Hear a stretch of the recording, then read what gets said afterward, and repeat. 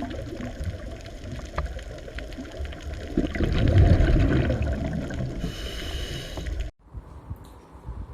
જુઓ, ગયા વખતે આપણે જૈવ અણુમાંથી પહેલો કાર્બોદિતની વાત કરી ગયા અને કાર્બોદિતના વિવિધ પ્રકારો ઉદાહરણો સાથે ભણી ગયા. હવે આજે બીજો કાર્બનિક જૈવ અણુ જોઈએ, એ છે ચરબી એટલે કે લિપિડ. ચરબીને અંગ્રેજીમાં લિપિડ કહેવાય. જો ચરબી કોને કહેવાય તો કે ચરબી પણ કાર્બોદિતની જેમ જ કાર્બન, હાઇડ્રોજન અને ઓક્સિજન ધરાવે.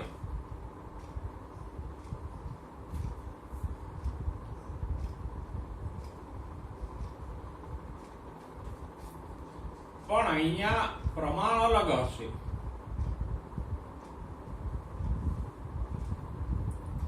અહીંયા ઓક્સિજન કરતા હાઇડ્રોજનનું પ્રમાણ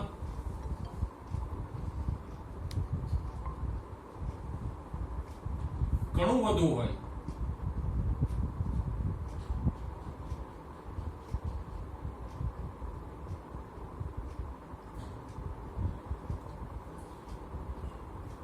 પહેલામાં શું હતું? દાખલા તરીકે આપણે ગ્લુકોઝનું ઉદાહરણ લઈએ તો C6H12O6 કાર્બોદિતમાં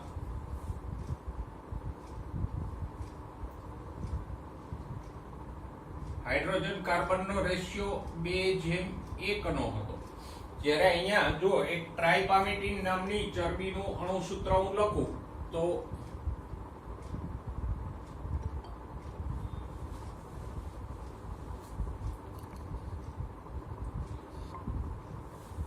C51H98O6, તો અહીંયા આપણે જોઈ શકીએ કે ઓક્સિજન કરતા હાઇડ્રોજનનું પ્રમાણ ઘણું બધું વધારે છે.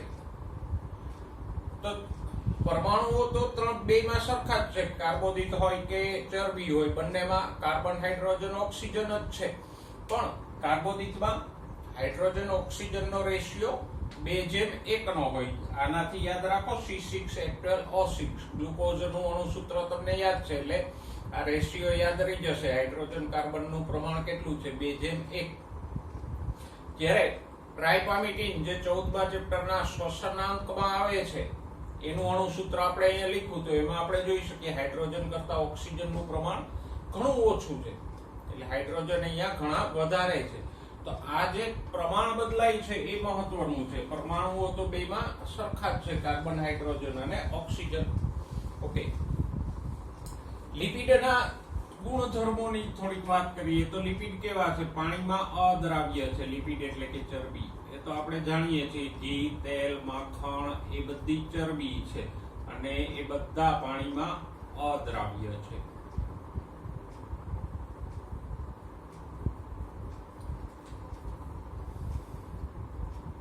એવો એમસીક્યુ પણ પૂછી લે કે નીચેના પૈકી કોણ પાણીમાં દ્રાવ્ય છે કે અદ્રાવ્ય છે, અથવા તો તમને જોડકા પણ પૂછી લે. મોનોસેકેરાઇડ દ્રાવ્ય, ડાઇસેકેરાઇડ અદ્રાવ્ય, લિપિડ અદ્રાવ્ય, પોલિસેકેરાઇડ અદ્રાવ્ય. તો ઉપર લખ્યું હોય અસંગત જોડ શોધો તો મોનોસેકેરાઇડ દ્રાવ્ય છે, ડાઇસેકેરાઇડ દ્રાવ્ય છે, પોલિસેકેરાઇડ અદ્રાવ્ય છે અને ચરબી પણ અદ્રાવ્ય છે. તો એના આધારે તમે સાચી કે ખોટી જોડ શોધી શકો. હવે લિપિડની રચના જોઈએ.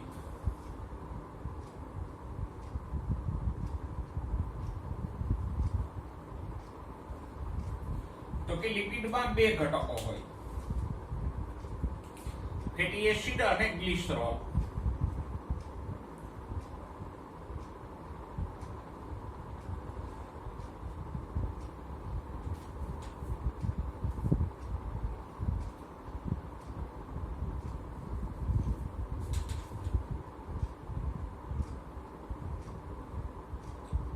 એક ઘટક હોય ફેટી એસિડ અને બીજો ઘટક હોય આલ્કોહોલ. ગ્લિસરોલ છે એક પ્રકારનો આલ્કોહોલ છે.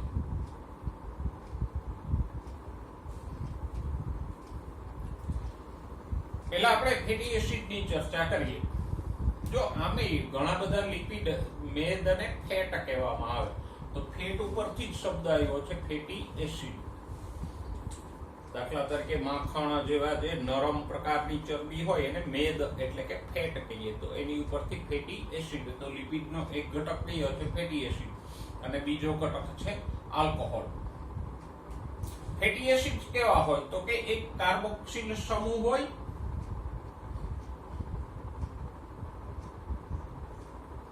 ફેટી એસિડની રચના તદ્દન સરળ છે.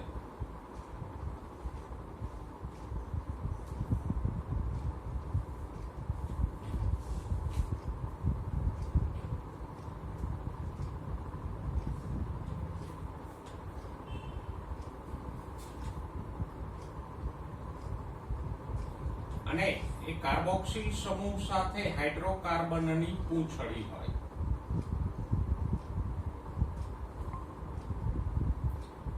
પૂંછડી એટલે કે શૃંખલા હોય.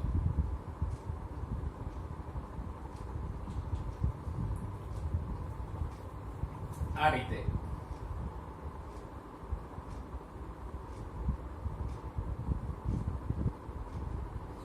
આ થયો કાર્બોક્સિલ સમૂહ અને એની સાથે હાઇડ્રોકાર્બનની શૃંખલા હોય.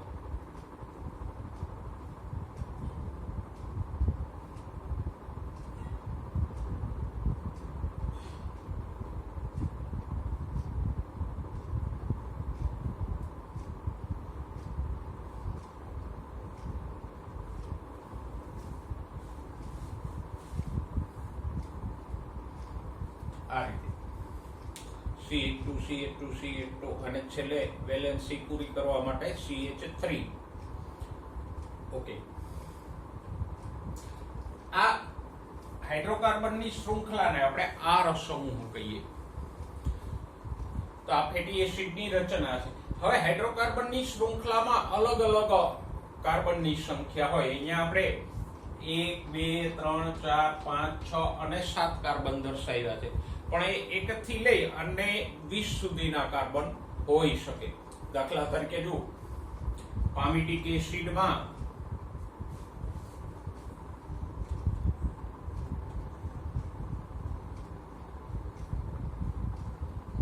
પામિટિક એસિડ છે એ ફેટી એસિડ છે. ફેટી એસિડ તો આપણે પાછળ એસિડ લગાવીએ કારણ કે એક કાર્બોક્સિલ સમૂહ છે ને COOH એટલે એસિડ લાગશે.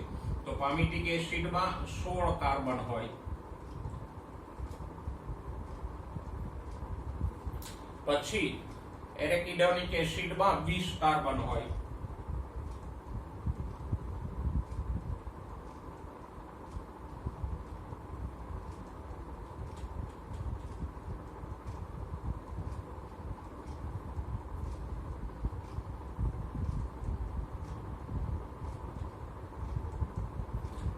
કહેવાનો મતલબ એ છે કે ફેટી એસિડમાં 2 થી લઈ અને 19 કાર્બન હોય. કોઈમાં અહીંયા એક જ મિથાઇલ સમૂહ CH3 જોડાયેલો હોય, કોઈમાં CH2 CH3 CH2 CH2 CH3 CH2 CH2 CH2 CH3 એમ શૃંખલામાં 1 થી લઈ અને 19 કાર્બન હોઈ શકે. તો આ ફેટી એસિડની રચનાથી તદ્દન સિમ્પલ છે. એક કાર્બોક્સિલ સમૂહ COOH અને પાછળ હાઇડ્રોકાર્બનની શૃંખલા. એકદમ સહેલી રચના ફેટી એસિડની.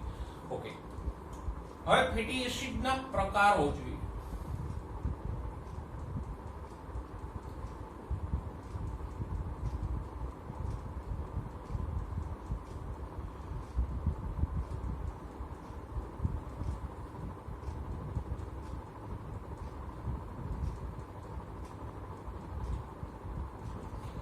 રચના અને 1-2 ઉદાહરણો આપણે એના જોયા. હવે પ્રકારોની વાત કરીએ તો ફેટી એસિડ 2 પ્રકારના છે, સંતૃપ્ત અને અસંતૃપ્ત.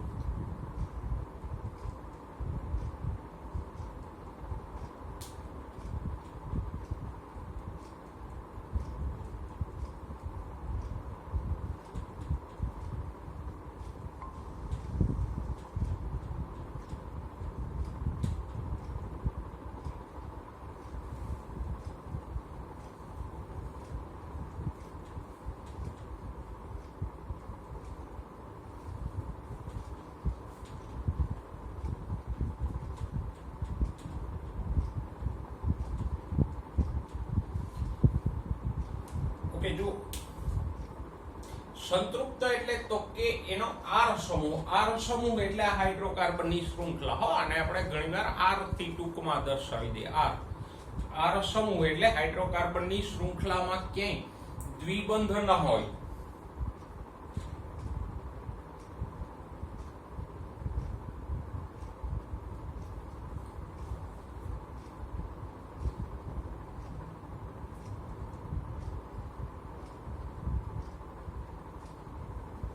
તો એ સંતૃપ્ત થયા. અને અસંતૃપ્ત તો કે શૃંખલામાં ક્યાંક દ્વિબંધ હોય. આર સમૂહ એટલે હાઇડ્રોકાર્બનની શૃંખલામાં ક્યાંક ને ક્યાંક દ્વિબંધ આવેલ હોય.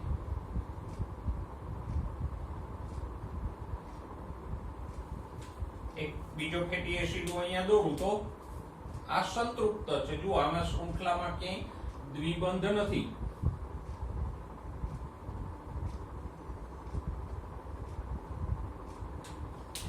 પણ બીજો એક ફેટી એસિડ આપણે દોરીએ તો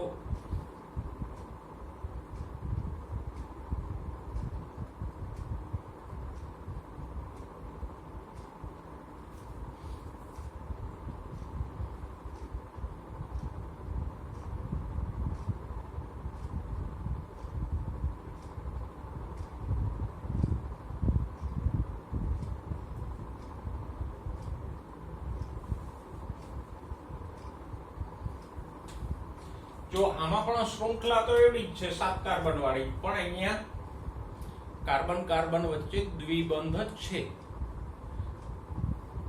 આમ વિસ્તારીને દોરીએ તો આમ થશે. આ હાઇડ્રોજન અહીંયા, અને 2 કાર્બન વચ્ચે આમ દ્વિબંધ હોય તો એને અસંતૃપ્ત કહેવાય. તો ફેટી એસિડના 2 પ્રકારો છે, સંતૃપ્ત ફેટી એસિડ અને અસંતૃપ્ત ફેટી એસિડ. સંતૃપ્ત ફેટી એસિડ કોને કહેવાય? તો કે જેમાં આર સમૂહ એટલે હાઇડ્રોકાર્બનની શૃંખલામાં ક્યાંય દ્વિબંધ ન હોય તો એ સંતૃપ્ત ફેટી એસિડ થાય. અને જો હાઇડ્રોકાર્બનની શૃંખલામાં ક્યાંક દ્વિબંધ હોય તો એને અસંતૃપ્ત ફેટી એસિડ કહેવાય. જો શબ્દ ઉપરથી યાદ રાખો, સંતૃપ્ત એટલે શું? સંતૃપ્ત એને કહેવાય જેમાં કઈ નવું ઉમેરી ન શકાય. કેમિસ્ટ્રીમાં તમે ભણો છો ને સંતૃપ્ત દ્રાવણો, તો એમાં વધારે દ્રાવ્ય ઉમેરી ન શકાય તો એ સંતૃપ્ત. એટલે સંતૃપ્ત એટલે તો કે એમાં નવું કઈ ઉમેરી ન શકાય. આ શૃંખલામાં તમે કોઈ નવો પરમાણુ ઉમેરી નહીં શકો, કારણ કે અહીંયા બધાની સંયોજકતા પૂરી થઈ ગઈ. કાર્બનની 4 સંયોજકતા વપરાઈ ગઈ છે. તો આ શૃંખલામાં તમે કોઈ નવો હાઇડ્રોજન પરમાણુ ઉમેરી ના શકો તો એ સંતૃપ્ત થયું. અસંતૃપ્ત તો કે એમાં કંઈક નવું ઉમેરી શકાય. આમાં જુઓ, આ દ્વિબંધ તોડીને અહીંયા નવા હાઇડ્રોજન કે હેલોજન પરમાણુ ઉમેરી શકાશે તો એ અસંતૃપ્ત થયું. આમ 2 બાબતો અહીંયા તમને પૂછી શકે. આમાં શૃંખલામાં દ્વિબંધ ન હોય એનો અર્થ એ થયો કે એમાં નવા હાઇડ્રોજન કે હેલોજન પરમાણુ શૃંખલામાં ઉમેરી ના શકાય. અસંતૃપ્તમાં શૃંખલામાં દ્વિબંધ હોય એટલે એમાં નવા હાઇડ્રોજન કે હેલોજન પરમાણુ ઉમેરી શકાશે આ દ્વિબંધ તોડીને. એટલે એને પણ યાદ રાખજો. ખાલી દ્વિબંધ નહીં, પણ અસંતૃપ્તમાં નવા હાઇડ્રોજન પરમાણુઓ ઉમેરી શકાય, સંતૃપ્તમાં ન ઉમેરી શકાય. એટલે જ મેં તમને શબ્દો સમજાવ્યા ને કે સંતૃપ્ત એટલે તો કે એમાં નવું કઈ ન ઉમેરી શકાય એને સંતૃપ્ત કહેવાય. અને અસંતૃપ્ત એટલે જેમાં કંઈક નવું ઉમેરવાની શક્યતા હોય એ અસંતૃપ્ત. તો અહીંયા શું ઉમેરાય છે? તો કે હાઇડ્રોજન પરમાણુ. ક્યારે ઉમેરી શકાય? જો દ્વિબંધ હોય તો ઉમેરી શકાય, નહીતર ન ઉમેરી શકાય. આમ આ ફેટી એસિડના 2 પ્રકારો છે. કયા? સંતૃપ્ત અને અસંતૃપ્ત ફેટી એસિડ. એની ચર્ચા આપણે કરી.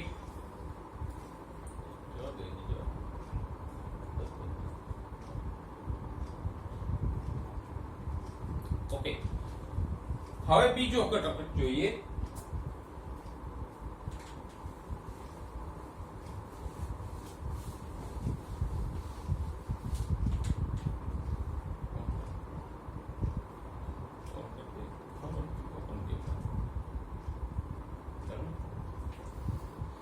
હવે લિપિડનો બીજો ઘટક જોઈએ, એ છે આલ્કોહોલ. લિપિડમાં અલગ અલગ પ્રકારના આલ્કોહોલ્સ હોઈ શકે.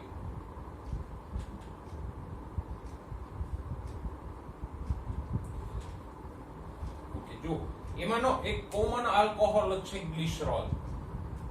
સૌથી સામાન્ય આલ્કોહોલ કયો છે? ગ્લિસરોલ.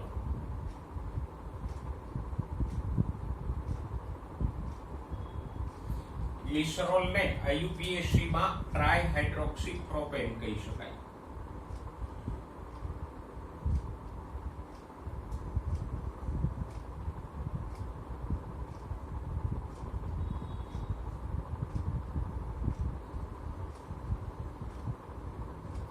શા માટે? તો કે ગ્લિસરોલ કંઈક આવો છે.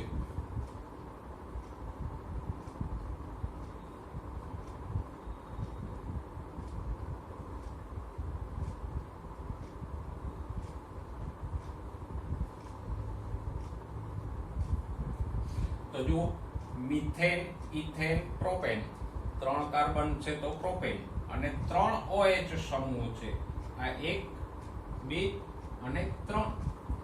તો ટ્રાઇહાઇડ્રોક્સી પ્રોપેન. સિમ્પલ. તો આ એક મુખ્ય સાદી ચરબી છે, સાદો લિપિડ છે. ઘણા લિપિડ એવા છે જેમાં ફક્ત ફેટી એસિડ જ હોય, ઘણામાં ગ્લિસરોલ હોય, અને ઘણા એવા છે કે એમાં એક ફેટી એસિડ અને સામે બીજો કોઈ આલ્કોહોલ હોઈ શકે. દાખલા તરીકે જુઓ, એનું ઉદાહરણ પણ આપણે દોરીએ તો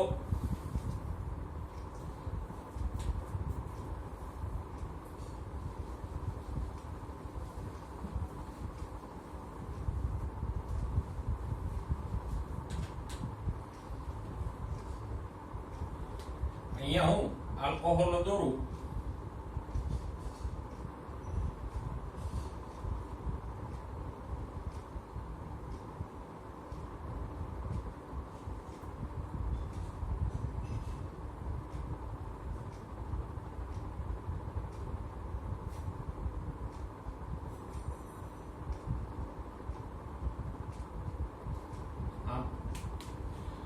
તો આ એક ગ્લિસરોલ છે.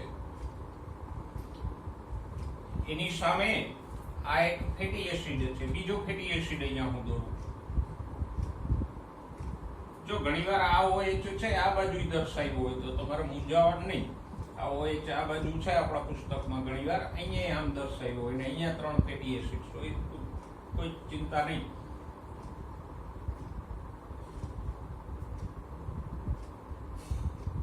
આ થયો બીજા ફેટી એસિડનો કાર્બોક્સિલ સમૂહ. ઓકે, હવે બધામાં હું આવી શૃંખલા નથી દોરતો. આપણે આને ખાલી R થી દર્શાવી શકીએ. પહેલા આને R1 કહીએ તો આને R2. અહીંયા જે શૃંખલા હોય એ R3, એટલે R2 R3 એટલે પણ આવી શૃંખલા જ હશે. તો અહીંયા એક ગ્લિસરોલ અને 3 ફેટી એસિડ આપણે દોર્યા. હવે એને જોડીએ. અહીંથી પાણીનો અણુ નીકળી જાય, જેમ ડાઇસેકેરાઇડ માં થતું હતું એમ જ અહીંથી પાણીનો અણુ નીકળી જાય તો શું વધે? આ H2O કાઢી નાખો તો આ ઓક્સિજન છે, આને જોડી દે કે નહીં?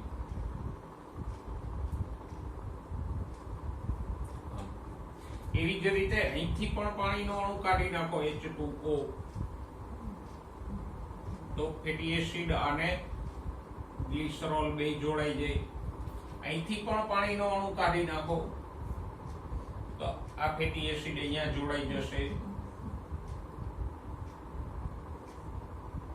તો આમ પાણીનો અણુ ગુમાવીને ફેટી એસિડ અને ગ્લિસરોલ બે જોડાઈ ગયા. તો આ જે આખો અણુ બન્યો એને કહેવાય ટ્રાઇગ્લિસરાઇડ નામની ચરબી.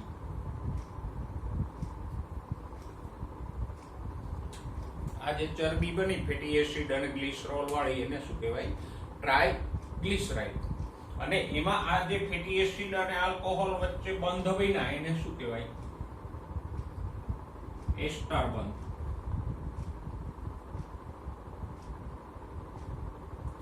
આ બધા બંધોને શું કહેવાય? 3 બંધોને એસ્ટર બંધ બરાબર, કારણ કે અહીંયા COO પછી R આવી જાય એટલે એસ્ટર બન, H હોત તો એસિડ થાત. તો કહેવાનો મતલબ એ છે કે ચરબીમાં અમુકમાં ફેટી એસિડ્સ હોય, કોઈમાં ગ્લિસરોલ હોય. ઘણી ચરબી એવી છે કે જેમાં ફેટી એસિડ અને આલ્કોહોલ જોડાયેલા હોય. અહીંયા આલ્કોહોલ તરીકે કોણ છે? આ ગ્લિસરોલ છે. ગ્લિસરોલ છે એમાં OH સમૂહ છે એટલે આલ્કોહોલ જ થયો. તો આલ્કોહોલ તરીકે અહીંયા ગ્લિસરોલ છે. તો અમુક ચરબીઓ ફેટી એસિડ ધરાવે છે, અમુક આલ્કોહોલ ધરાવે છે, અને અમુકમાં ફેટી એસિડ અને આલ્કોહોલ બંને જોડાયેલા હોય. હવે આલ્કોહોલ પણ અલગ અલગ પ્રકારના હોઈ શકે. કયા? તો કે એક હોય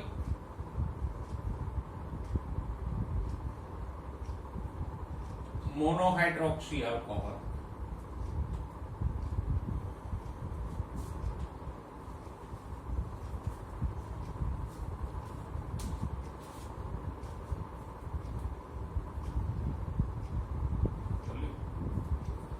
બીજા છે ડાયહાઇડ્રોક્સી આલ્કોહોલ,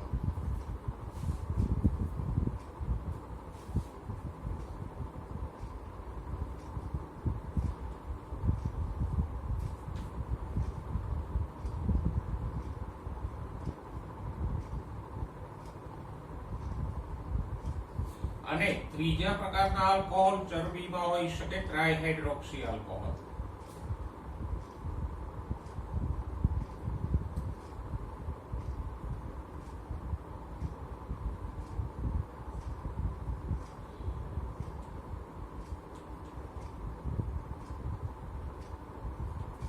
શબ્દ ઉપરથી જ સમજી શકો તમે. મોનોહાઇડ્રોક્સી એટલે જેમાં એક જ OH સમૂહ હોય, મોનોહાઇડ્રોક્સી આલ્કોહોલ. દાખલા તરીકે ઇથેનોલ એક જ OH સમૂહ ધરાવે, મોનોહાઇડ્રોક્સી આલ્કોહોલ. ડાયહાઇડ્રોક્સી આલ્કોહોલ જેમાં બે OH સમૂહ હોય તો ડાયહાઇડ્રોક્સી આલ્કોહોલ. અને આ જે ગ્લિસરોલ આપણે દોર્યો હતો એમાં 3 હાઇડ્રોક્સિલ સમૂહ હતા તો ટ્રાયહાઇડ્રોક્સી આલ્કોહોલ. અને જેટલા OH સમૂહ હશે એટલા સામે ફેટી એસિડ જોડાશે. જો અહીંયા આ ગ્લિસરોલ 3 OH સમૂહ ધરાવતો હતો તો એની સામે આ 1, 2 ને 3 ફેટી એસિડ જોડાણા. ડાયહાઇડ્રોક્સી આલ્કોહોલ હશે તો એમાં એક આલ્કોહોલ સામે 2 ફેટી એસિડ જોડાશે. અને મોનોહાઇડ્રોક્સી આલ્કોહોલ હશે તો એક આલ્કોહોલ સામે એક જ ફેટી એસિડ જોડાશે. તો આ શબ્દોને તો તમે સમજી શકો. મોનોહાઇડ્રોક્સી એટલે એક જ OH સમૂહ ધરાવતો આલ્કોહોલ. તો એક જ OH સમૂહ છે તો સામે ફેટી એસિડ પણ એક જ જોડાઈ શકશે. ડાયહાઇડ્રોક્સી આલ્કોહોલ 2 OH સમૂહ ધરાવતો આલ્કોહોલ તો એમાં સામે 2 ફેટી એસિડ જોડાય. અને ટ્રાયહાઇડ્રોક્સી આલ્કોહોલ તો એમાં 3 ફેટી એસિડ જોડાઈ શકે, જેમ અહીંયા છે 1, 2 અને 3. સિમ્પલ. તો આપણે ચરબીના 2 ઘટકો જોયા. ચરબીના બંધારણમાં 2 ઘટકો હોય, કયા? ફેટી એસિડ્સ અને ગ્લિસરોલ. ફેટી એસિડ કેવા છે? તો કે એમાં એક કાર્બોક્સિલ સમૂહ છે અને પાછળ હાઇડ્રોકાર્બનની શૃંખલા છે, જેને આપણે R સમૂહથી દર્શાવીએ. હાઇડ્રોકાર્બન્સની સંખ્યા કાર્બનની સંખ્યા અલગ અલગ હોઈ શકે, જેમ કે પામિટિક એસિડમાં 16 કાર્બન છે, એરેકિડોનિક એસિડ નામના ફેટી એસિડમાં 20 કાર્બન છે. ઓકે. ફેટી એસિડના 2 પ્રકારો જોયા, રચના પછી પ્રકારો જોયા, સંતૃપ્ત અને અસંતૃપ્ત. જો R સમૂહમાં કે દ્વિબંધ ન હોય અને નવા હાઇડ્રોજન ન ઉમેરી શકાય એમ હોય તો સંતૃપ્ત ફેટી એસિડ. અને R સમૂહ એટલે હાઇડ્રોકાર્બનની શૃંખલામાં દ્વિબંધ હોય અને દ્વિબંધ તોડીને નવા હાઇડ્રોજન ઉમેરી શકાય એમ હોય તો અસંતૃપ્ત ફેટી એસિડ. પછી આલ્કોહોલ જોયા. 3 પ્રકારના આલ્કોહોલ હોઈ શકે અને ઘણી ચરબીઓમાં આલ્કોહોલ અને ફેટી એસિડ જોડાઈ ગયેલા હોય. એનું ઉદાહરણ પણ આપણે અહીંયા ટ્રાઇગ્લિસરાઇડ સ્વરૂપે જોયું. આગળ આપણે ટ્રાઇપામિટીન નામની ચરબીની વાત કરી હતી. તો એમાં 3 પામિટિક એસિડ હોય એક ગ્લિસરોલની સામે, તો ટ્રાઇપામિટીન. જો પામિટિક એસિડમાં આપણે કેટલા કાર્બન ગણાવ્યા હતા? 19. તો એ જ પ્રમાણે 3 16 ગણાવ્યા હતા, તો 16 તેરી 48, 3 પામિટિક એસિડ જોડાયેલા હોય તો 48 છે અને 3 આ થઈ ગયા 51. તો ટ્રાયપામિટિનમાં ગ્લિસરોલ વત્તા 3 પામિટિક એસિડ હોય, ટ્રાયગ્લિસરાઇડમાં પણ એ જ રીતે છે. તો આમ અલગ અલગ પ્રકારની ચરબીઓ બને જુદા જુદા આલ્કોહોલ અને જુદા જુદા ફેટી એસિડના કોમ્બિનેશનથી. ઓકે, હવે લિપિડના પ્રકારોની વાત કરીએ. લિપિડના 2 પ્રકારો છે. આમ તો ઘણા પ્રકાર પાડી શકાય, પણ આપણા પુસ્તક પ્રમાણે આપણે 2 જ લઈશું.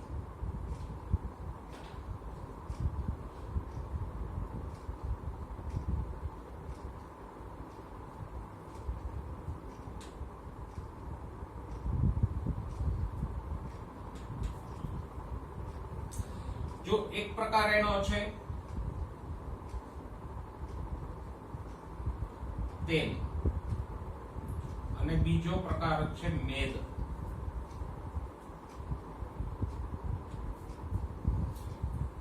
તેલ છે એ આપણે જાણીએ છીએ. તેલ આપણે કોને કહીએ તો કે જે સામાન્ય તાપમાને રૂમ ટેમ્પરેચરે પ્રવાહી સ્વરૂપમાં રહે એને આપણે તેલ કહીએ, અને જે રૂમ ટેમ્પરેચરે ઘન સ્વરૂપમાં રહીએ એને આપણે મેદ કહીએ. જેમ કે માખણ, ઘી એ બધા મેદ છે. જ્યારે તેલ તો આપણે જાણીએ છીએ મગફળીનું તેલ, સોયાબીનનું હોય, જિંજેલીનું તેલ, એવા અલગ અલગ. પણ એ બેમાં આ પ્રવાહી અને ઘન સ્વરૂપનો ડિફરન્સ કેમ આવે છે?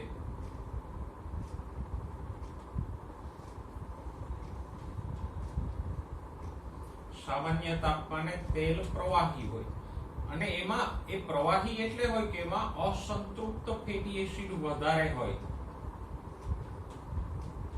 એટલે યાદ રાખજો, જે ચરબીમાં અસંતૃપ્ત ફેટી એસિડ્સ વધુ હોય એ પ્રવાહી રહે, અને મેદ એ સામાન્ય તાપમાને ઘન હોય. દાખલા તરીકે માખણ કે ઘી એ ઘન એટલે છે કે એમાં સંતૃપ્ત ફેટી એસિડ વધુ હોય.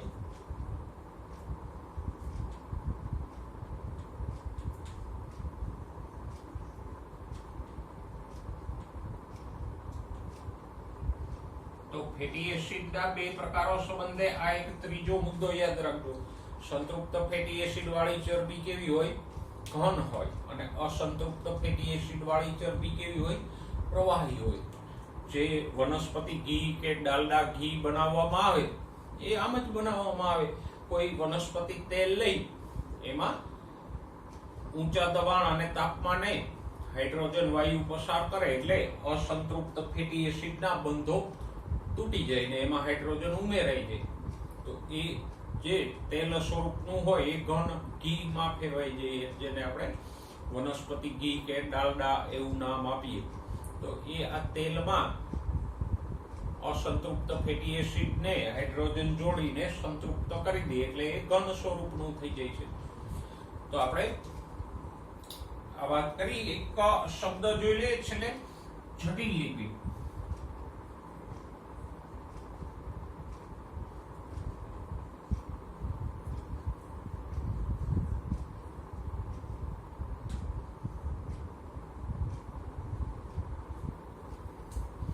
જટિલ લિપિડ એટલે એવા લિપિડ કે જેમાં કોઈ બિન લિપિડ ભાગ હોય. લિપિડના ભાગો કયા છે? આ 2.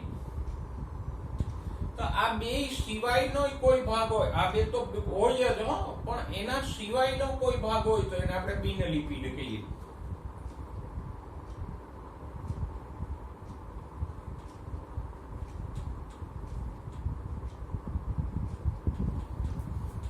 જે લિપિડમાં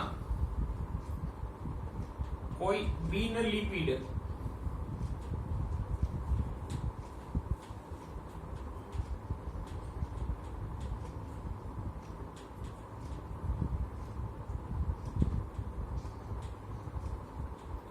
ભાગ જોડાયેલ હોય તો એને જટિલ લિપિડ કહેવાય. દાખલા તરીકે ફોસ્ફોલિપિડ. જુઓ, નામ ઉપરથી જ ખબર પડે કે અહીંયા લિપિડની સાથે કોણ છે? ફોસ્ફેટ, જે કોષરસ પટલમાં આવેલું હોય તો એમાં લિપિડની સાથે ફોસ્ફેટ આવેલું હોય. પછી ગ્લાયકોલિપિડ,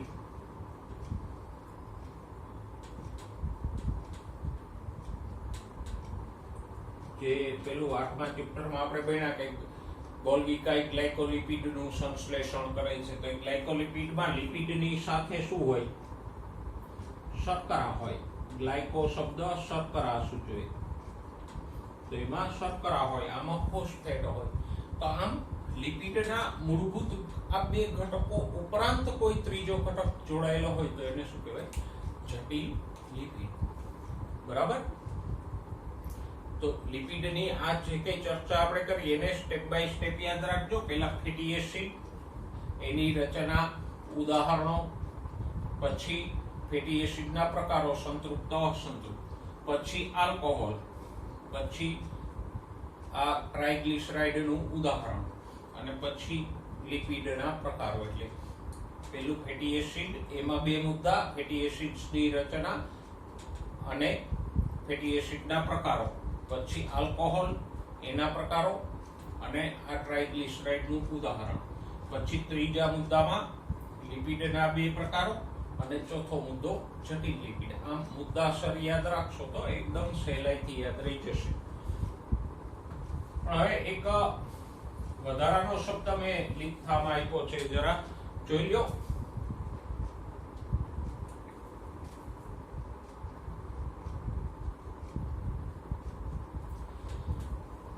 આજકાલ એક શબ્દ બહુ ચાલ્યો છે, ઓમેગા 3 ફેટી એસિડ. તો એ શું છે?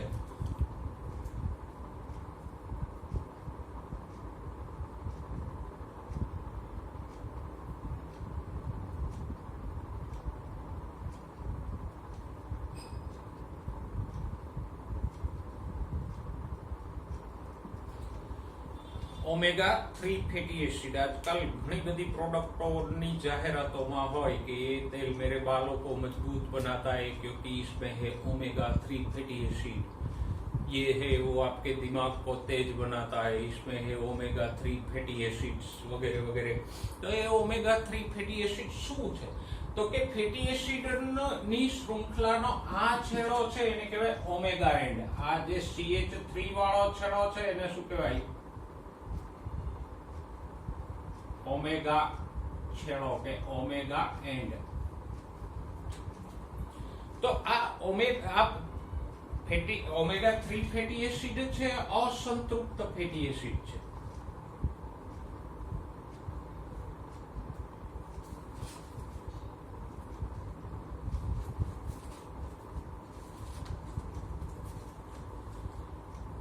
અને એને ઓમેગા 3 એવું નામ એટલે કે ઓમેગા છેડાથી ત્રીજા કાર્બન ઉપર દ્વિબંધ હોય. પહેલો, બીજો અને ત્રીજો અહીંયા દ્વિબંધ હશે. આમ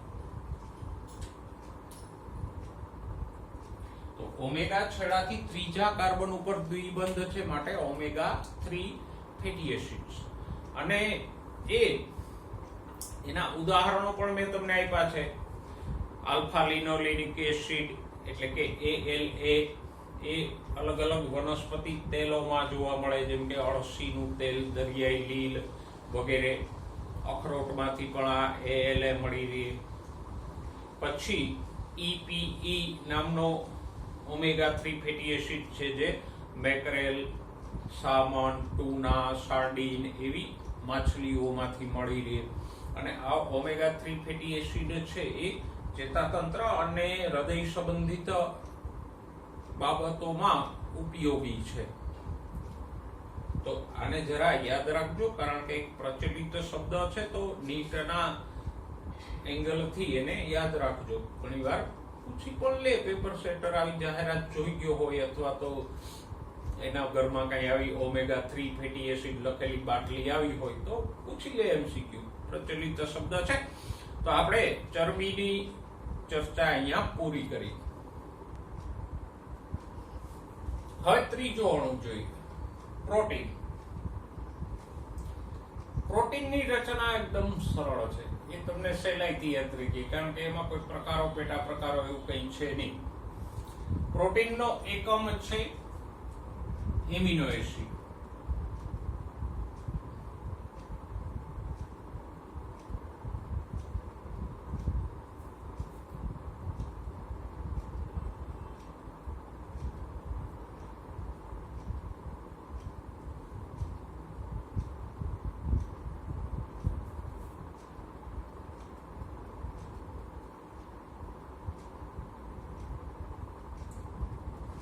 તો આ એમિનો એસિડ નામનો અણુ છે એ પ્રોટીનનો એકમ છે. તો પહેલા આપણે એમિનો એસિડ વિશે જ વાત કરીએ. તો એમિનો એસિડ પ્રસ્થાપિત મિથેન છે.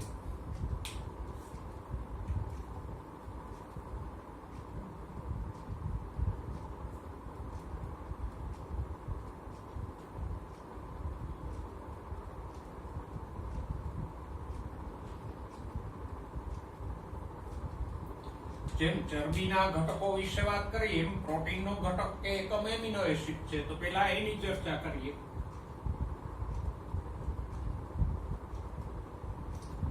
તો એમિનો એસિડ શું છે? તો કે વિસ્થાપિત મિથેન છે.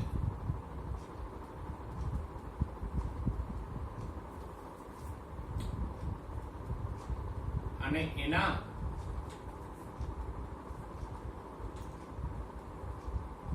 આલ્ફા કાર્બન સાથે ઓછામાં ઓછો એક એમિનો જૂથ અને એક એસિડ જૂથ આવેલા હોય. એસિડ જૂથ એટલે કાર્બોક્સિલ જૂથ હોય.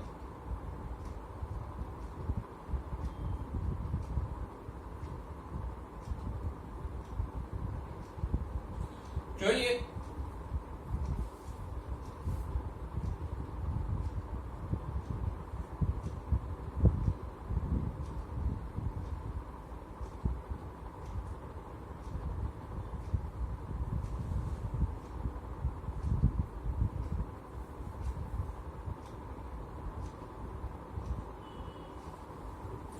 આ થયો એક એમિનો એસિડ. જુઓ પહેલું તો એ વિસ્થાપિત મિથેન છે. મિથેનમાં શું હોય? CH4. પણ અહીંયા 3 હાઇડ્રોજનનું અલગ અલગ સમૂહો વડે વિસ્થાપન થઈ ગયું. અહીંયા જે હાઇડ્રોજન હતો એનું કાર્બોક્સિલ જૂથથી વિસ્થાપન થઈ ગયું. અહીંયા જૂથ હતું, અહીંયા જે હાઇડ્રોજન હોય એનું એમિનો જૂથથી વિસ્થાપન થઈ ગયું. અને અહીંયા જે હાઇડ્રોજન હતો એનું R જૂથથી વિસ્થાપન થઈ ગયું. તો એમિનો એસિડ વિસ્થાપિત મિથેન છે. અને આવું નામ શા માટે આપ્યું એમિનો એસિડ? તો કે એમાં એક એમિનો જૂથ છે, એક એસિડ જૂથ છે, એટલે એમિનો એસિડ. આ વચ્ચેનો છે આલ્ફા કાર્બન થયો. તો અહીંયા આલ્ફા કાર્બન સાથે એક એમિનો જૂથ અને એક એસિડ સમૂહ આવેલો છે, એટલે એમિનો એસિડ. ઓછામાં ઓછો એક કયો વધારે હોઈ શકે. અને આ દ્રષ્ટિએ જુઓ તો એમિનો એસિડ ઉભય ગુણધર્મી થયા.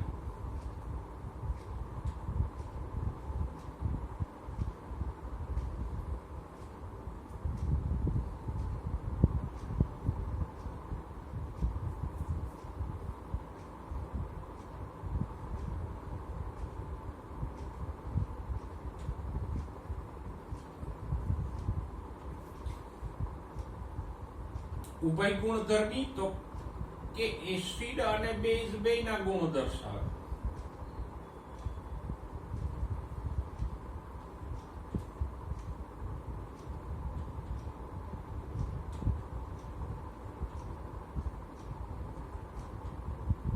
કારણ કે આ એસિડ છે, એમિનો સમૂહ બેઝિક છે, તો એમાં બંનેના ગુણ હશે, એટલે એ કેવા થયા?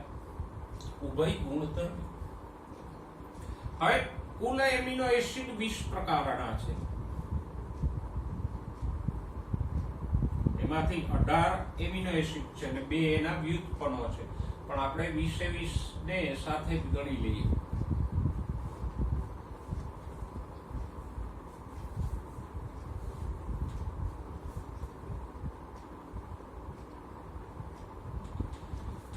વીસ પ્રકાર કેવી રીતે પડે? તો કે દરેકમાં આ R જૂથ છે એ અલગ અલગ હોય. આ R જૂથની જગ્યા અલગ અલગ હોય. દાખલા તરીકે જુઓ, ગ્લાયસીન નામનો એમિનો એસિડ છે, તો અહીંયા એમાં R જૂથની જગ્યાએ હાઇડ્રોજન હોય, તો એ થયો ગ્લાયસીન.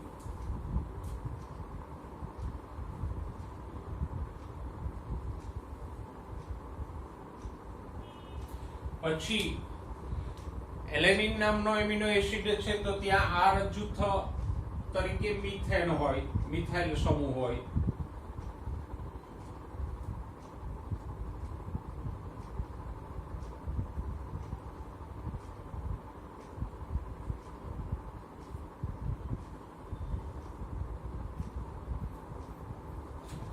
તો આ થયો એલેનિન.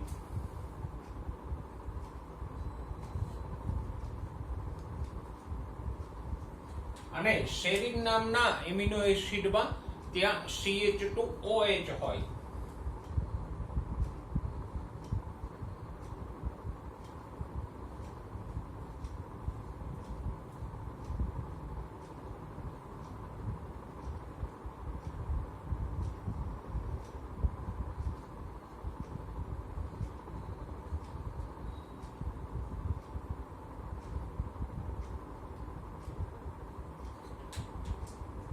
તો આ થયો સેરિન.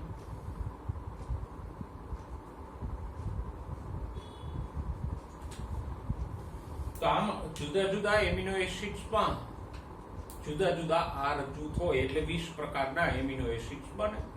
ઓકે, 20 ધોરણ 12 ના કેમિસ્ટ્રીના ચેપ્ટરમાં આવશે, પણ અહીંયા આપણે આ ત્રણ યાદ રાખજો કે ગ્લાયસિનમાં શું હોય, એલેનિનમાં શું હોય અને સેરિનમાં શું હોય. GAS ગેસ તો હાઇડ્રોજન, મિથાઇલ અને CH2OH.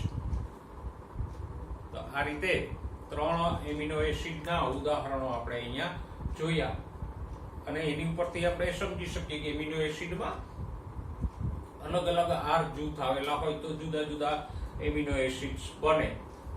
ઓકે, હવે ઘણા બધા એમિનો એસિડ છે એસિડિક પણ હોય અને બેઝિક પણ હોઈ શકે. દાખલા તરીકે જો એસિડિક એમિનો એસિડ કયા છે?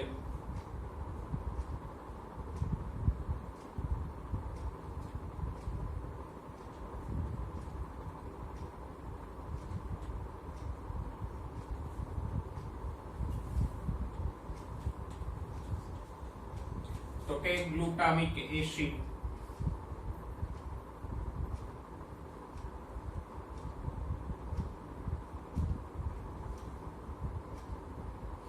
બાયતા આવતા હતા ક્યાંક 12મા ચેપ્ટરના છેલ્લા મુદ્દામાં એમોનિયાનું ભાવિ એવો મુદ્દો ભણ્યા આપણે 12મા ચેપ્ટરમાં. એમાં આવતા હતા ગ્લુટામિક એસિડ.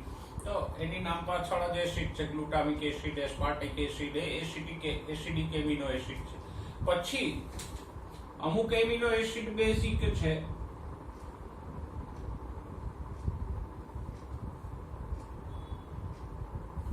કયા છે? તો કે વેલાઇન જેવા છે એ બેઝિક છે, સોરી લાઇસિન જેવા.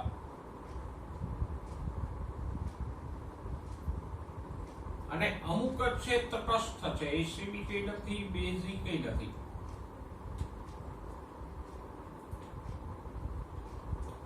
દાખલા તરીકે વેલાઇન. તો આ ઉદાહરણોને યાદ રાખજો. એસિડિક કયા છે તો યાદ રહી જાય, એસ્પાર્ટિક એસિડ, ગ્લુટામિક એસિડ એ એસિડિક છે. બેઝિક કયો છે? લાઇસિન. અને તટસ્થ કયો છે? વેલાઇન. આ એસિડિક છે એમાં R જૂથ એવું હોય કે એમાં પાછો એકાદ બે વધારાના કાર્બોક્સિલ જૂથ હોય. એટલે અહીંયા જે સમૂહ હોય R જૂથ તરીકે એમાં પાછો કાર્બોક્સિલ સમૂહ હોય, જેમ કે CH2COOH. તો કાર્બોક્સિલ સમૂહ એક અહીંયા છે, બીજો R જૂથમાં થાય તો એસિડિક થઈ જાય. બેઝિકમાં R જૂથમાં કાર્બનની સાથે એમિનો જૂથ હોય એટલે એ બેઝિક થઈ જાય. પછી ઘણા ધન વીજભારિત છે, ઘણા ઋણ વીજભારિત છે, એ અલગ. પણ આ ત્રણ ઉદાહરણો અને આ ત્રણ ઉદાહરણો ખાસ યાદ રાખવાના. ઓકે, પછી ઘણા બધા એરોમેટિક સમૂહ વાળા છે, એના ઉદાહરણ અહીં જોઈ લઈએ. એરોમેટિક એટલે ચક્રીય.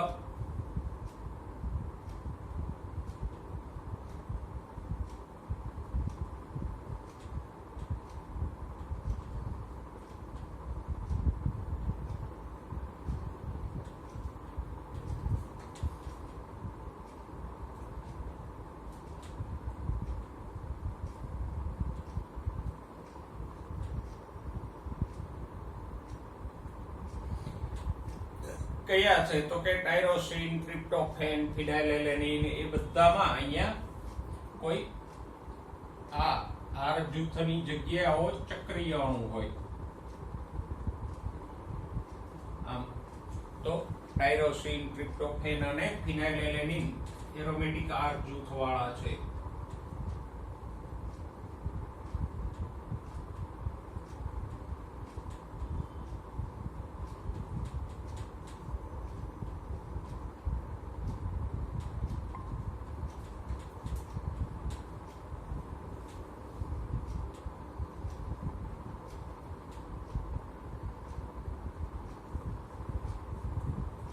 તો આ 3 વત્તા 3 અને આ 3 બીજા ટોટલ 9 ઉદાહરણો તમે યાદ રાખજો. તો આપણે આ પ્રોટીનના અણુ એમિનો એસિડની ચર્ચા કરી. હવે આગળ વધીએ. એમિનો એસિડ થોડું ભણવાનું છે. આપણે ભણીએ તો પ્રોટીન, તો પછી એમિનો એસિડ્સમાંથી પ્રોટીનની રચના બનાવીએ.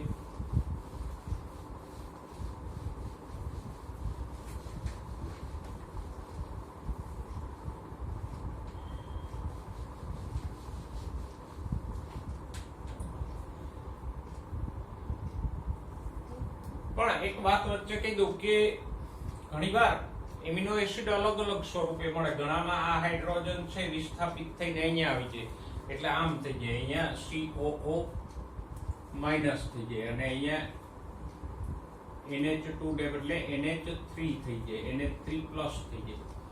તો આને કહેવાય ઝ્વિટર આયન. પછી ઘણામાં ખાલી હાઇડ્રોજનનું વિસ્થાપન થઈ જાય અને અહીંયા NH2 જરીએ, તો એ પણ એક પ્રકારનો આયનિક એમિનો એસિડ બની જાય. પણ આ ઝ્વિટર આયન જે એક છેડે NH3 પ્લસ હોય અને આ બાજુ COO માઈનસ હોય, એ સામાન્ય વધારે જોવા મળશે. આ રચનાને કહેવાય ઝ્વિટર આયન. હવે એમિનો એસિડ્સ માંથી ડાયપેપ્ટાઇડનું નિર્માણ જોઈએ. એટલે કે પ્રોટીન છે એ કેમ બને? તો કે પ્રોટીન એમિનો એસિડનો વિષમ પોલિમર છે.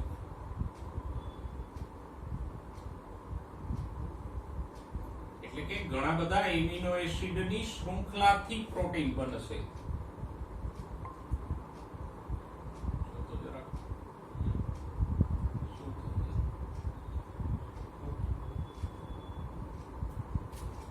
વિષમ શબ્દને ભૂલી જાઓ થોડી વાર. તો પ્રોટીન છે એમિનો એસિડનો પોલિમર છે. જેમ પોલિસેકેરાઇડમાં ઘણા બધા ગ્લુકોઝ જોડાઈને બનતા હતા, એમાં અહીંયા ઘણા બધા એમિનો એસિડ જોડાઈને પ્રોટીન બનશે. પણ ઘણા બધાને પછી જોડશું. પેલા બે ને તો જોડીએ. તો બે એમિનો એસિડ કેમ જોડાય? એક એમિનો એસિડ આપણે દોરીએ.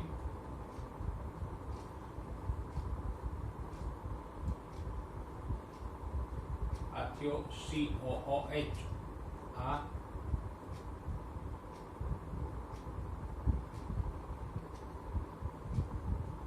NH2. બીજો એમિનો એસિડ દોરીએ.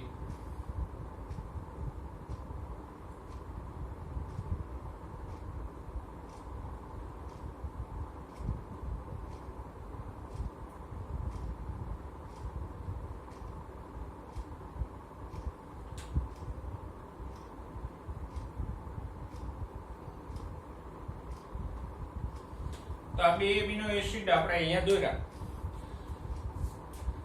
ઓકે, હવે સિમ્પલ. જો અહીંથી આ પાણીનો અણુ નીકળી જાય તો જેમ કાર્બોદિત કે ચરબીમાં થતું તો એમ જ અહીંયા પણ પાણીનો અણુ ગુમાવીને જ જોડાશે. બધા અણુઓ કાર્બોદિત હોય, ચરબી હોય, પ્રોટીન હોય કે ન્યુક્લિક એસિડ હોય, બધામાં બંધ કેમ બનશે? પાણીનો અણુ ગુમાવીને બંધ બનશે અને પાણીનો અણુ ઉમેરાશે તો બંધ તૂટી જશે. તો અહીંથી પણ આ બે એમિનો એસિડમાંથી પાણીનો અણુ નીકળી જાય તો એક બંધ કાર્બનને ખાલી પડ્યો, એક બંધ નાઇટ્રોજનને ખાલી પડ્યો, બંને જોડાઈ જશે. તો આ જે જોડકું બન્યું બે એમિનો એસિડ નું એને શું કહેવાય? ડાઈ પેપ્ટાઇડ. કારણ તો કે આ બંધને જ નામ આપ્યું છે પેપ્ટાઇડ બંધ.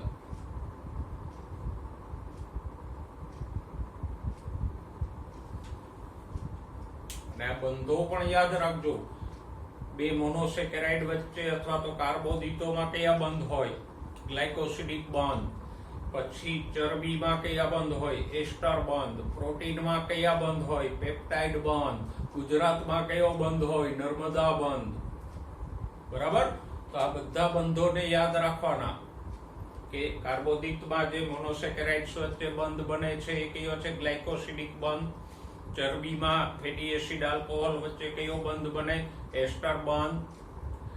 પ્રોટીનમાં એમિનો એસિડ્સ વચ્ચે કયો બંધ બને? પેપ્ટાઇડ બંધ. અને બધા બંધો પાણીનો અણુ ગુમાવીને બને. ઓકે, તો આમ બે એમિનો એસિડ્સ પાણીનો એક અણુ ગુમાવી પેપ્ટાઇડ બંધથી જોડાય તો જે જોડકું બન્યું એને કહેવાય ડાયપેપ્ટાઇડ. ઓકે, પછી હવે ત્રીજો અહીંયા જોડી શકાય કે નહીં?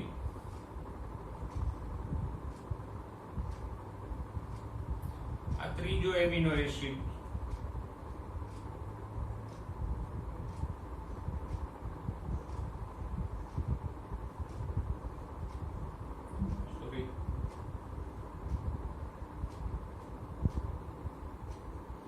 તો અહીંથી પાણીનો અણુ નીકળી જાય તો આ બે એમિનો એસિડ જોડાઈ જાય. તો બે જોડાતા હતા તો ડાયપેપ્ટાઇડ, ઘણા બધા જોડાઈ જાય તો પોલીપેપ્ટાઇડ. તો આમ એમિનો એસિડ છે આવો પોલિમર છે. પોલિમર એટલે એમાં ઘણા બધા એમિનો એસિડ જોડાયેલા છે એટલે એક પોલિમર થયું. પણ વિષમ પોલિમર એટલે કીધું કે અહીંયા આના મોનોમર કોણ નથી? આ પોલિમરના એમિનો એસિડ પણ બધા સરખા નથી. જો સ્ટાર્ચમાં બધા ગ્લુકોઝ ગ્લુકોઝ ગ્લુકોઝ જ હતા, એક સરખા જ અણુ હતા, તો એ સમપોલિમર થયું. અહીંયા તો 20 અલગ અલગ પ્રકારના એમિનો એસિડ હશે. તો એમિનો એસિડનો પોલિમર છે પણ એના 20 એમિનો એસિડ એમાં જુદા જુદા છે એટલે કેવો થયો? વિષમ પોલિમર. દાખલા તરીકે કોઈ શૃંખલામાં 100 એમિનો એસિડ છે તો 20 પ્રકારના એમાં આવી ગયા હશે. કોઈ એક વાર આવતો હશે, કોઈ 5 વાર આવતો હશે. તો આમ અલગ અલગ એમિનો એસિડનો પોલિમર છે માટે શબ્દ વાપરો વિષમ પોલિમર. જો એક જ સરખા મોનોમરથી બનતો હોય તો એને કહેવાય સમપોલિમર. તો આ ડાયપેપ્ટાઇડ પોલીપેપ્ટાઇડની રચના તમે બરાબર સમજી ગયા છો. પ્રોટીનની રચના કેમ થાય? તો કે પ્રોટીનમાં આમ થાય, એમિનો એસિડ્સ હોય, ડાયરેક્ટ પ્રોટીન નહીં બને.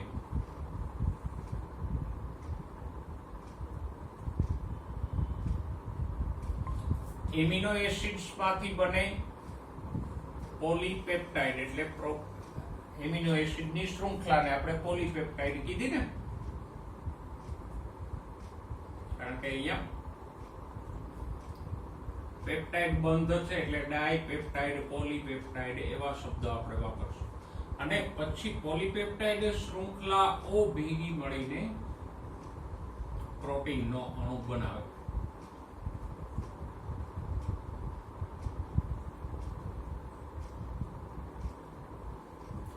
આમ પેલા એમિનો એસિડ જોડાઈને પોલીપેપ્ટાઇડ શૃંખલાઓ બનાવે અને પછી આવી પોલીપેપ્ટાઇડ શૃંખલાઓ ચોક્કસ આકાર ધારણ કરીને જોડાય તો પ્રોટીનનો અણુ બને. જેમ કે હિમોગ્લોબિન છે તો એમાં 4 પોલીપેપ્ટાઇડ શૃંખલાઓ હોય, કોઈમાં 9 હોય. આપણે પેલો ભણી ગયા 13મા અને 14મા ચેપ્ટરમાં એટીપીએસ F0 અને F1 વાળો, એમાં 9 પોલીપેપ્ટાઇડ શૃંખલાઓનો સમૂહ હોય. તો આમ ખાસ યાદ રાખજો, એમિનો એસિડમાંથી પોલીપેપ્ટાઇડ શૃંખલાઓ બને, પોલીપેપ્ટાઇડ શૃંખલાઓ ભેગી મળીને પ્રોટીનનો અણુ બનાવે. તો આપણે એમિનો એસિડની રચના, એના પ્રકારો, એના 3+3+3 9 ઉદાહરણો જોયા.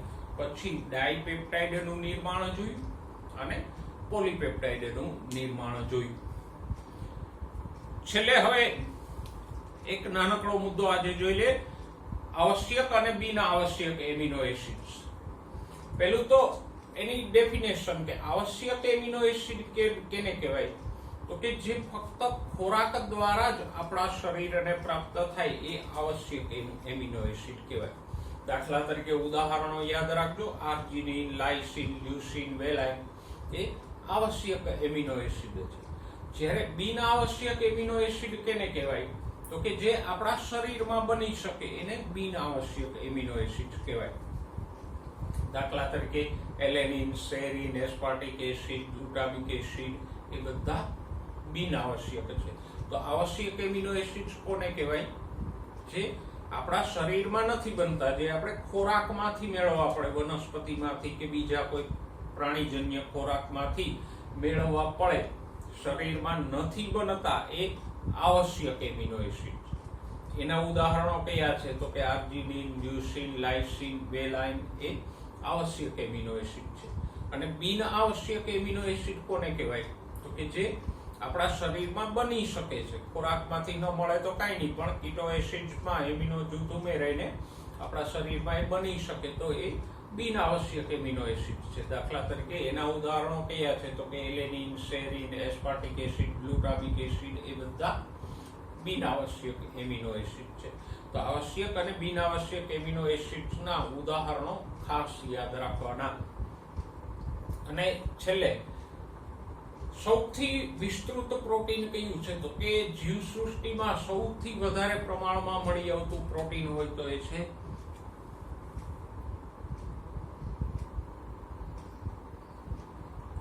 સમગ્ર જીવસૃષ્ટિમાં કોઈ પ્રોટીન સૌથી વધારે મળી આવતું હોય તો આ આરયુબીપી, રિબ્યુલોઝ, રૂબિસ્કો, રિબ્યુલોઝ, બાયફોસ્ફેટ, કાર્બોક્સાઇલેજ, ઓક્સિજનેજ જે પ્રકાશ સંશ્લેષણમાં ભાગ લેતો ઉત્સેચક છે. ચેપ્ટર નંબર 13 માં તમે એને સવિસ્તાર ભણી ગયા. કારણ કે દુનિયામાં જેટલી વનસ્પતિ છે પ્રકાશ સંશ્લેષણ કરે છે, તો એના પ્રકાશ સંશ્લેષણ કરતા કોષોમાં રૂબિસ્કોના અણુઓ હોય જ. તો દુનિયામાં તો કેટલી બધી વનસ્પતિ છે, દરેક વનસ્પતિના લાખો કોષો પ્રકાશ સંશ્લેષણ કરે છે, એટલે રૂબિસ્કો સૌથી વધુ માત્રામાં હોય. અને પ્રાણીઓમાં સૌથી વધારે કયું પ્રોટીન મળી આવે? કોલાજન. ભલે એ રૂબિસ્કો કરતા ઓછું છે, પણ પ્રાણીઓમાં કોલાજન પ્રોટીન સૌથી વધારે મળી આવે. કોલાજન છે એ સંયોજક પેશીના તંતુઓ છે.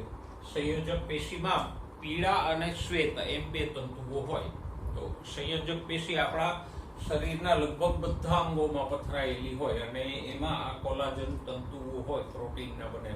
તો આમ સમગ્ર જીવસૃષ્ટિમાં રૂબિસ્કો સૌથી વધારે મળી આવતું પ્રોટીન છે. અને પ્રાણી સૃષ્ટિની વાત કરો તો એમાં કોલાજન સૌથી વધારે મળી આવતું પ્રોટીન છે. તો આજે આપણે પ્રોટીનો વિશે ચર્ચા કરી. નેક્સ્ટ ટાઈમ પ્રોટીનનું બંધારણ અને પ્રોટીનનું જૈવિક મહત્વની ચર્ચા કરશું. આ બધું જ તમારે 12મા ધોરણના કેમિસ્ટ્રીમાં પણ આવશે આખું ચેપ્ટર, એટલે એને યાદ રાખજો.